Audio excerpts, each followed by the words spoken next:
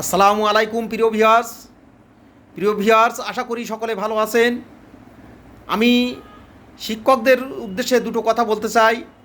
যারা আমার ইউটিউবে এই চ্যানেলটা দেখবেন তারা অবশ্যই একটু সাবস্ক্রাইব করবেন এবং ফেসবুকে যারা দেখবেন তারা একটু প্রচারে সহযোগিতা করবেন, তাহলে আপনাদের কাছে আমি কৃতজ্ঞ থাকব। এই যে যত শিক্ষক আন্দোলন হলো, এই নতুন সরকার বিপ্লবী সরকার আসার পরে বহু শিক্ষকদের আন্দোলন, সংগঠনের আন্দোলন দেখলাম। মাদ্রাসার শিক্ষকদের আন্দোলন, হাই স্কুলের শিক্ষকদের আন্দোলন, প্রাইমারি স্কুলের শিক্ষকদের আন্দোলন, ইবতেদায়ী শিক্ষকদের আন্দোলন। কিন্তু আমি নিজে একজন কলেজের শিক্ষক, কিন্তু কলেজ শিক্ষকদের কোনো আন্দোলন আমি দেখিনি এবং কলেজ শিক্ষকরা কোনো কথা বলতে আমি দেখিনি। আমি সাতক্ষীরা জেলায় চাকরি করি, কলারা উপজেলায় একটা কলেজে। এখানে আমরা বাকশিসের অন্তর্ভুক্ত, কিন্তু এই বাকশিস এই পর্যন্ত একটা কথা মুখ দিয়ে বলে নাই। একটা কথা শিক্ষকদের দাবির পক্ষে, শিক্ষকদের এই বৈষম্যের পক্ষে কোনো কথা বলে নাই।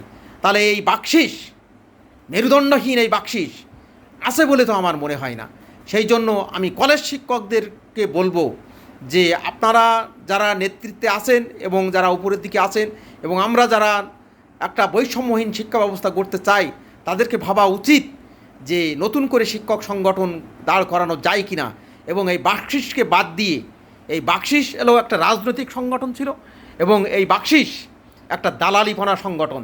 এই বাকশিসকে দিয়ে শিক্ষকদের কোনো দাবি দাবা পূরণ হবে না এবং তারা তা করবেও না।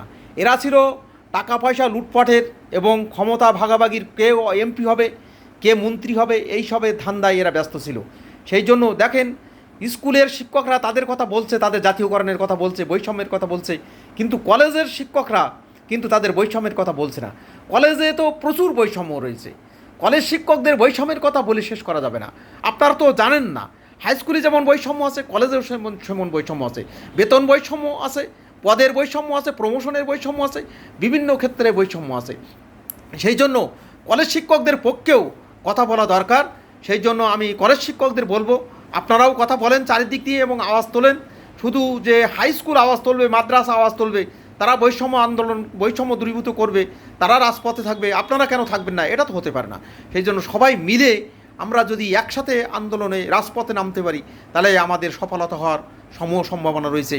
সেই জন্য সবার কাছে আমার অনুরোধ থাকবে, আমার এই পোস্টটা প্রচারের সহযোগিতা করবেন। ইউটিউবেও আছে এবং ফেসবুকেও আছে, সেহেতু আমরা একত্রিত হতে পারি। তা সবাইকে আমি ধন্যবাদ জানিয়ে সবার সুস্বাস্থ্য দীর্ঘায়ু কামনা করে বিদায় নিচ্ছি। আল্লাহ হাফেজ। বাংলাদেশ জিন্দাবাদ।